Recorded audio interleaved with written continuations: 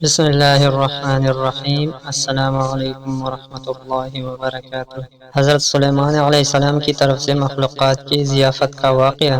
ایک دفعہ حضرت سلیمان علیہ السلام نے جب دیکھا کہ اللہ تعالی نے ان کے لیے دنیا کو وسیع کر دیا اور دنیا اس کے ہاتھ میں ہو گئی تو کہنے لگے، اے میرے معبود، اگر مجھے اجازت دے کہ میں تیری تمام مخلوقات کو پورے سال کھلاؤں تو بہتر ہوتا۔ تو اللہ تعالی نے ان کے پاس وحی بھیجی کہ تو اس پر ہرگز قدرت نہیں رکھتا۔ پھر درخواست کی، یا الہی، ایک ہفتہ تو جواب ملا، اس پر بھی قدرت نہیں رکھتا۔ پھر درخواست کی، یا الہی، ایک دن، فرمایا اس کا بھی قدرت نہیں رکھتا۔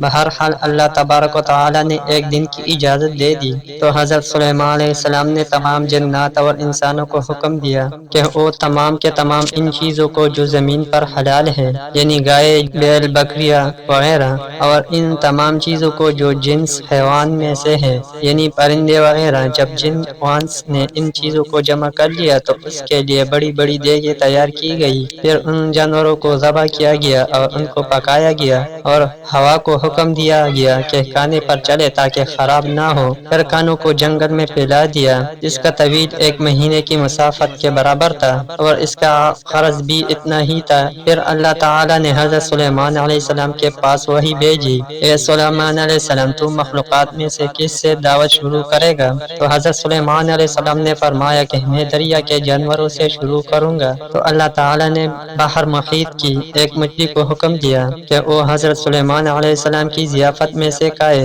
چنانچہ اس مچھلی نے سر اٹھایا اور کہا، اے سلیمان علیہ السلام، میں نے سنا ہے کہ تو نے ضیافت کا دروازہ کھول دیا ہے، اور آج میری ضیافت تو کرے گا۔ حضرت سلیمان علیہ السلام نے فرمایا، لے اور کھانا شروع کر۔ چنانچہ وہ مچھلی آگے بڑھی اور دسترخوان کے شروع سے کھانے لگی۔ مچھلی نے اس قدر کھایا کہ 1 ساعت میں سارا کھانا صاف کر دیا۔ پھر اس مچھلی نے آواز لگائی کہ اے سلیمان، مجھے کھانا کھلاؤ اور میرا شکم شیر کرو۔ حضرت سلیمان علیہ السلام نے فرمایا کہ تو سارا کھا گئی اور اب بھی تیرا پیٹ نہیں بھرا۔ تو مچھلی نے کہا، کیا اسی طرح میزبان کا جواب ہوتا ہے مہمان کے لیے؟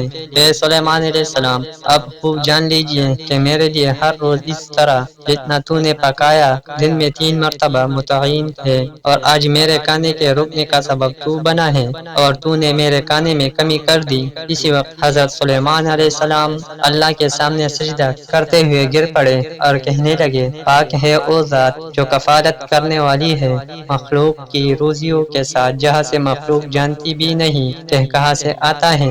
بے شک ہمارے رازق صرف اور صرف اللہ ہے، چنانچہ ہمیں صرف رزق اسی سے مانگنا چاہیے، اور کبھی اپنے مال و دولت اور وزارت و صدارت کے بلبوتے پر انسان ناز نہ کرے کہ میرے پاس مال ہے، منصب ہے، اس لیے مجھے رزق کے بارے میں پریشان ہونے کی ضرورت نہیں، بلکہ سب کچھ ہونے کے باوجود بھی اللہ ہی سے مانگتے رہنا چاہیے۔ دعا ہے کہ اللہ تعالی ہمیں سب کو اس واقعے سے سبق حاصل کرنے کی توفیق عطا فرمائے، آمین یا رب العالمین۔ ملتے ہیں اگلے ویڈیو میں، تب تک کے لیے اللہ حافظ۔